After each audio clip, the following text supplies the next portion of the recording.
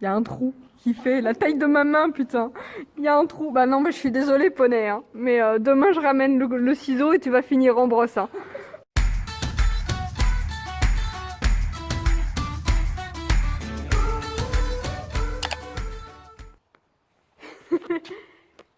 Ouais, j'adore. Hello, on se retrouve aujourd'hui avec Poney pour un vlog complètement improvisé, d'où cette tête. Mais en réalité, si tu as vu ma dernière vidéo vlog, nous sommes le lendemain de ce jour-là et j'avais envie de t'emmener un petit peu avec nous. Voilà, donc aujourd'hui le programme, euh, faire un bon pinçage à Poney, lui couper la crinière, hein, et puis pour la suite, on verra bien.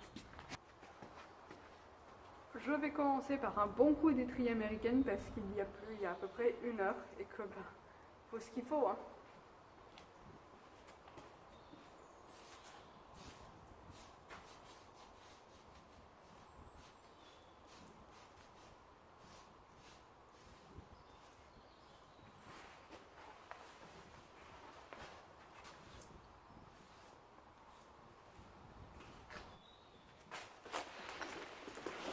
De toute façon, on ne dirait pas comme ça, mais il commence à avoir un poil tellement dense que l'étrier américaine ne sert pas à grand chose.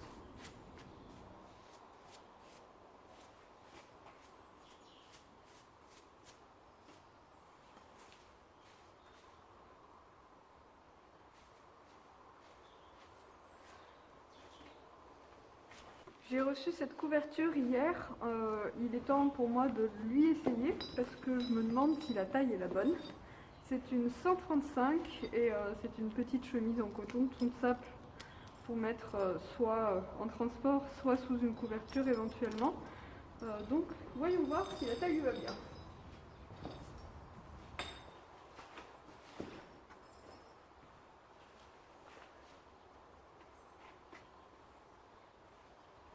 Elle est à ton goût ?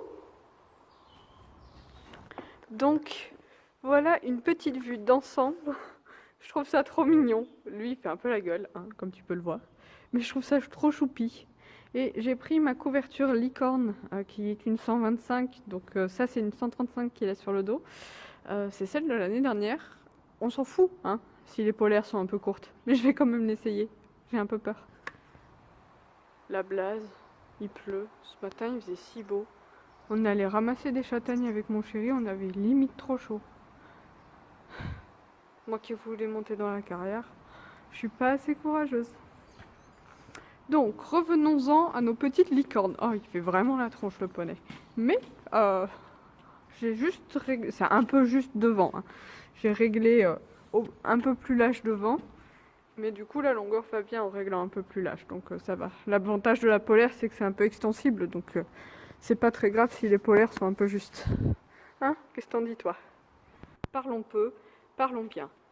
Tu vois là, ce trou, poney, c'est parce que t'as choisi à ma place d'avoir une crinière en brosse. J'avoue, j'hésitais un petit peu cette année, parce que t'as pas une qualité de crin fantastique, mais là, ça, tu vois, ça fait la taille de ma main, c'est pas possible.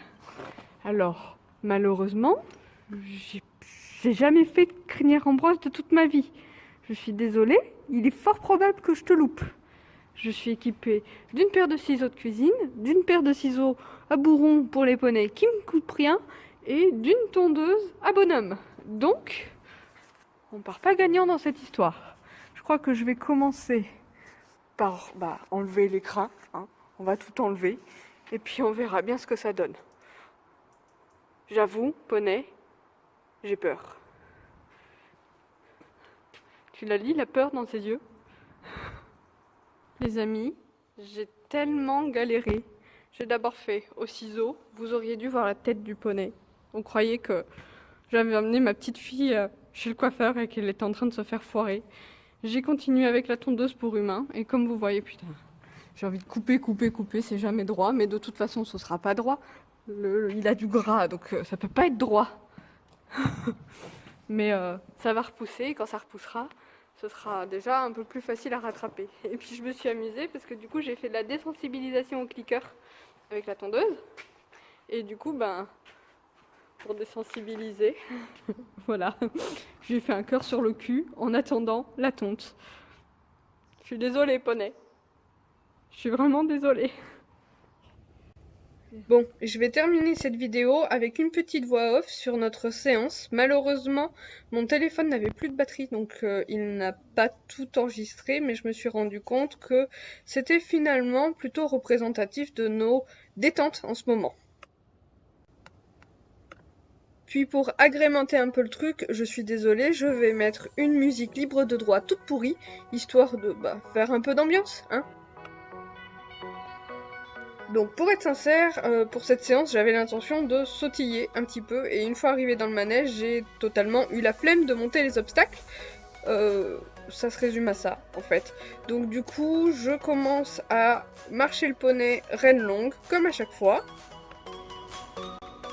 Je le marche donc aux deux mains, tranquillement, sans précipiter et sans trop de contact non plus pour le moment, parce qu'en ce moment le contact c'est un petit peu notre souci avec poney. Je lui ai d'ailleurs changé de mort pour un Béris droit tout mou, on verra bien ce que ça donne. Donc dans ces détentes, généralement, je mobilise des hanches, les épaules, comme là je tente en tout cas une petite épaule en dedans avec beaucoup trop de plis, veuillez m'en excuser. C'est un petit peu mieux sur la fin, mais il quitte la piste, voilà, génial. La façon dont j'ai posé le téléphone dans un coin de manège comme ça n'est pas optimale, mais ça permet un peu de se rendre compte qu'il y a toujours plein de choses à travailler. Donc je continue ma détente au trot, il est complètement flottant, hein, mais comme je le disais, encore une fois, je ne cherche pas le contact tout de suite absolument. Et puis je vais travailler les transitions montantes surtout. Je travaille très vite, généralement au galop. Un galop où je demande pas l'attitude de tête ou quoi, mais qui se tienne un petit peu.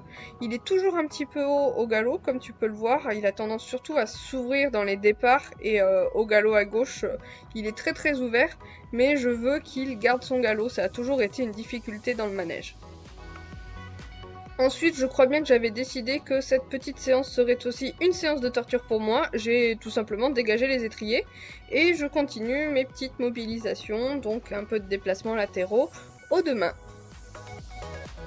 Comme d'habitude, nous parvenons beaucoup mieux à faire nos sessions à la jambe droite. On a toujours eu un problème de respect, entre guillemets, à la jambe gauche, donc sans éperon, je galère, mais tu n'imagines même pas comment.